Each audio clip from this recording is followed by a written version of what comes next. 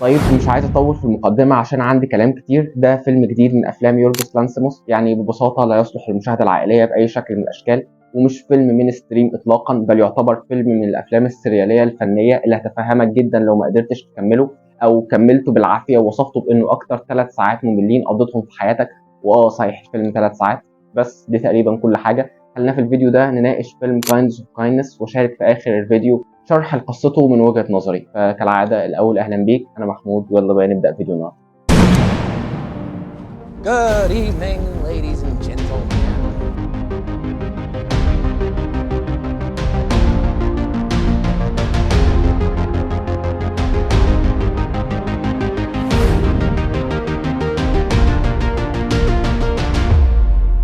فيلم كايندز اوف كايندنس عبارة عن 3 قصص مفيش أي رابط بينهم للوهلة الأولى غير شخصية غامضة اسمها RMF.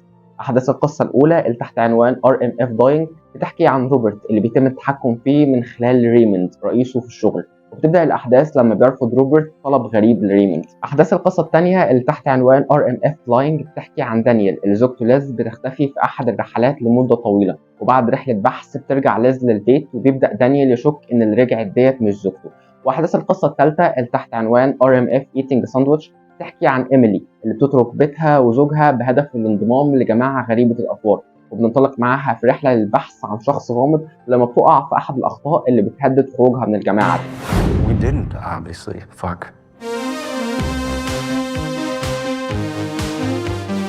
انسب طريقه لبدايه الكلام عن اي فيلم، وخصوصا الفيلم ده، هو الكلام عن المخرج بتاعه. ومش هبقى ببالغ لو قلت انه بالنسبه لي لو هعمل قائمه باكتر 10 مخرجين بحبهم وبستنى اعمالهم، يورجوس لانثيموس هيبقى في التوب 3 مثلا. مع كل فيلم بشوفه للراجل ده بلاقي نفسي اكتر افتتان وسحر باسلوبه في حكايه القصص وتقديم فلسفته وافكاره الشخصيه.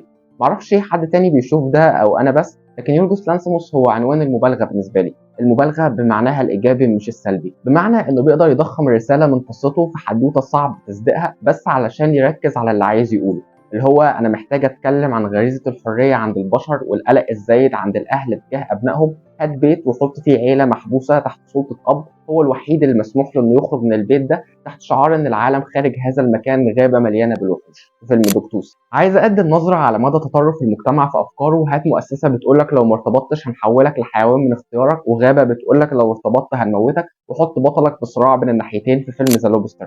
عايز اظهر مدى تعقيد البشر وتكوينهم ومدى تاثير التجارب اللي بيمروا بيها على شخصياتهم. هات عالم مجنون بينقذ سيده من الموت عن طريق استبدال عقلها بعقل طفل لسه مولود في فيلم بور ثينجز. والممتع بقى هو فكره تكوين السيناريو اللي بيخلي مبالغه الحدوته دي طبيعيه وممكن متابعتها، واصراره على الرغم من غرابه العالم انه يقدمه بتلقائيه كأن القصه بتحصل حوالينا كل يوم مثلا. ده بيحافظ على احساس بالغرابه والجنون والتوتر الموجود في الاجواء كده بدون سبب، واللي بيصل في بعض الاوقات لمرحله الرعب، مع الطابع الكوميدي الساخر الناتج عن عدم منطقيه الفكره، اللي هو احساس ايه الجنون اللي انا بشوفه ده، ومع ذلك ما تقدرش تقول ان الجنون ده بيوصل لمرحله التفاهه، لا العكس تماما، بيوصل لمرحله تقدير الفكره والرساله. سواء بقى اتفقنا او اختلفنا معاها مش ده المهم، المهم هو ازاي عرف يوصلها. لانك وانت داخل تشوف فيلم لانثيموس لازم تبقى فاهم انك داخل تتعرض لافكار بكل تاكيد منافيه لكل معتقداتنا، بتتقدم في صوره بتوصل لبعض الاوقات انها تكون فجه جدا من المشاهد الغير مريحه بكل انواعها. وده على الرغم من انه شيء غير مستساغ لكنه بيساهم جدا في الصوره الكبيره المليانه بالجنون والغرابه اللي بيحاول يرسمها.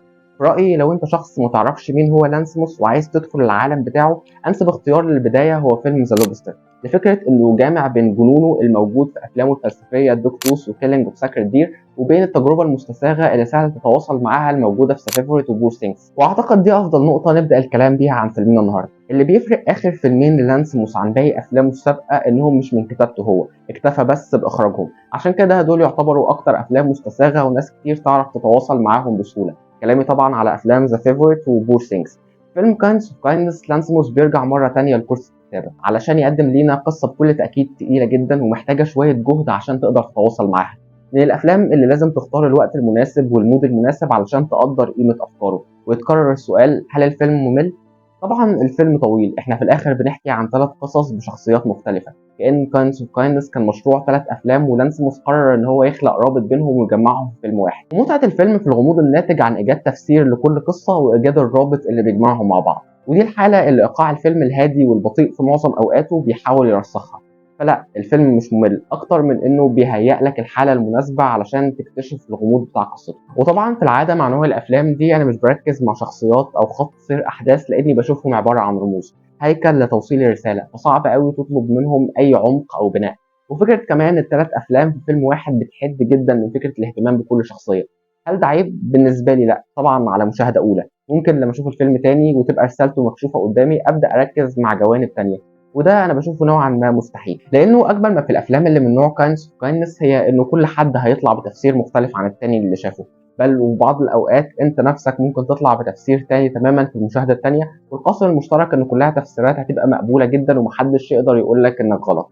وده جمال السينما بشكل عام، ان كل واحد مننا بيوصل للفكره بناء على شخصيته والتجارب اللي مر بيها، او حتى ما توصلش وتستمتع بالحاله اللي بيخلقها الفيلم بس. وفي كتير من الاوقات انا برتاح قوي مع الجانب ده، انه ليه نضطر نحط تفسيرات واجابات للقصه لو ممكن نكتفي بالاستمتاع بالحاله الغريبه اللي بيخلقها ونسيب نفسنا ليها.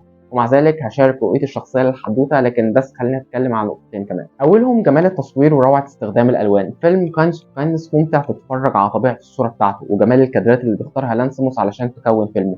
والنقطة الثانية هو جمال التمثيل. الفيلم من بطولة مجموعة كلهم مش وجوه جديدة على أفلام لانسموس، يمكن بس جيسي بليمنز اللي يعتبر صاحب أفضل أداء في الفيلم، بجانب طبعا الرهيبة إيما ستون صاحبة التجسيد الممتع خصوصا في القصة الثالثة، مارجريت كوالي، وطبعا الرائع ويليام دافو صاحب الحضور المميز. ممكن يكون ما عندناش أداء ياخد العين، لكن كلهم بيعملوا اللي عليهم وبيعرفوا يقنعونا بالشخصيات الكتير اللي بيجسدوها في كل حدوتة، وده كان رائع بالنسبة لي. أنا حقيقي منبهر بالفيلم واستمتعت بيه جدا، وبالنسبة لي هو واحد من أفضل إنتاجات السنة حتى الآن، وتقييمي له هو 9 من 10.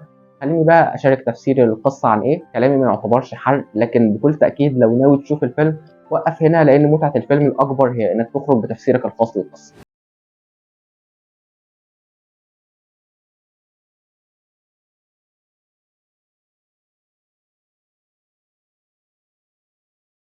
ثلاث قصص كان هو فكرة التعلق والارتباط المرضي بكل ما هو مؤذي وضار، وطريقة تأثير ده على حياتنا، وطريقة تعاملنا شخصيا مع الفكرة نفسها. لأن الفيلم بيرسم صورة لشخصياته على إنهم مش قادرين يدركوا مدى ضرر وأذية الأشياء أو الأشخاص المتعلقين بيهم، إما بقى لفكرة التعود على الأذى ده والتطبيع معاه، أو للخوف من تجربة حياة جديدة بعيدة عنه. وفكرة التعلق نفسها جاية من طرفين الحدوتة الاتنين، سواء الشخص اللي بيأذي أو الشخص اللي بيتعرض للأذى. وهنا جمال اسم الفيلم Kindness of Kindness أو أنواع اللطف، لأن شخصيات القصة الثلاثة بالتعريف الغريب اللي عندهم للطف أو الكايندنس هو الدافع الأساسي ورا كل تصرفاتهم الفظة اللي بتوصل لحد ارتكاب الجرائم في بعض الأوقات. فلو جينا بصينا على القصة الأولى مثلا اللي عنوانها RMF يموت، هنلاقيها علاقة سامة بين رئيس وموظف عنده، روبرت اللي بيخضع لتحكم ريموند بفترة طويلة جدا متمثلة في معظم حياته. 10 سنين ريموند هو اللي متحكم في كل حاجة في حياة روبرت، هياكل ايه، هيشرب ايه، وامتى، هيلبس ايه، هيحب مين، هيخلف ولا لا، وصولا لامور غريبه زي انه متحكم في وزن جسم روبرت مثلا. بتقف موجة التحكم دي لما بيقرر روبرت ما ينفذش احد اوامر ريموند، وهو انه يقتل شخص بريء. الطلب اللي كان بمثابه الحجر اللي حرك ركود حياه روبرت تحت مبدا التعود، ومع رفضه بسهوله ريموند بيتخلى عنه، وهنا بتتحول حياه روبرت للجحيم.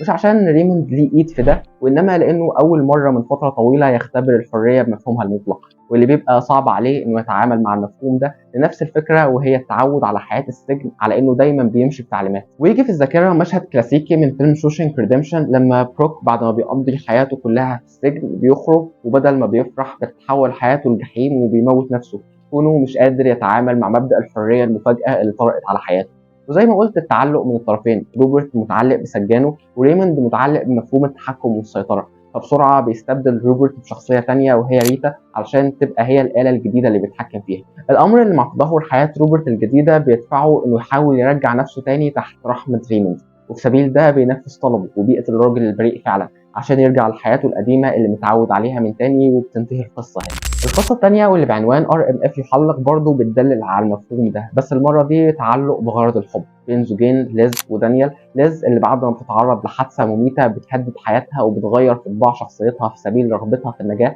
لما بتنجو وبترجع بيتها مرة تانية بتواجه زوجها دانيال اللي بعد حبه ليها مش بيتفهم كم الصعوبات اللي مرت بيها في سبيل النجاة، وبيبدأ يشكك إن اللي رجعت دي من زوجته إنما شخص تاني. وهنا تبدأ محاولات ليز في استعادة اهتمامه بتنفيذ كل أوامره حرفيا.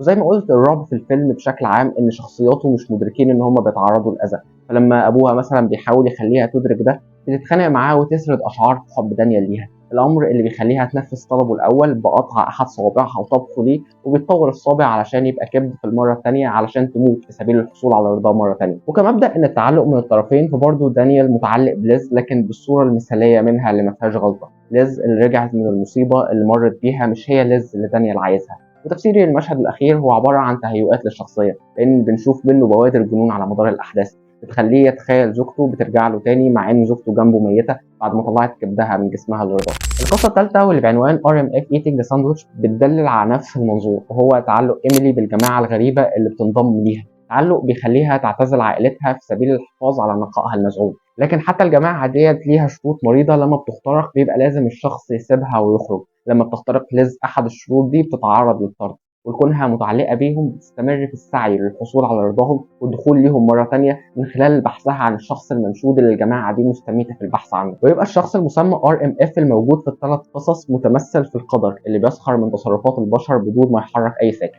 يورجوس لانثيموس بيناقش فكرة تعلقنا المرضي من خلال 3 أماكن بيشكلوا حياة الإنسان، هما بيئة عمله اللي من الممكن نتحول لعبيد ليها متناسيين حياتنا، وبين بيته اللي في سبيل إرضاء أحبائنا بشكل مبالغ فيه ممكن نموت، وبين العلاقة بالمجتمع اللي في ظل نهمنا للانتماء لفريق معين أو شلة معينة ممكن نتعرض للأذى ونتناسى إنه في جوانب أهم محتاجين ناخد بالنا منها. وأجمل جوانبه إنه بيحطك كمشاهد في وضع المراقب اللي حالتك بتتغير من فكرة الانتقاد من إن ليه حد ممكن يعمل في نفسه كده ويتعلق بالأذى بهذا الشكل المرضي، لمرحلة الإدراك بإنك نفسك قد تكون طرف سواء بيأذي أو بيتأذي في علاقة ما، وتبقى زي أبطال الفيلم مش مدرك أذاها وبتحاول تلاقي تبريرات لوجودك فيها. والجمال ان رساله الفيلم كلها تقريبا مشروحه في الاغنيه اللي استخدمت في البدايه اللي هي اغنيه سويت دريمز، وبيسيبك بقى مع سؤال في كم حاجه في حياتنا ممكن نكون متعلقين بيها بشكل مرضي ومش واخدين بالنا، وهل هنعرف نلحق نفسنا منها قبل فوات الاوان، ولا ممكن نوصل ان نبقى مكان احد ابطال الحواديت الثلاثه.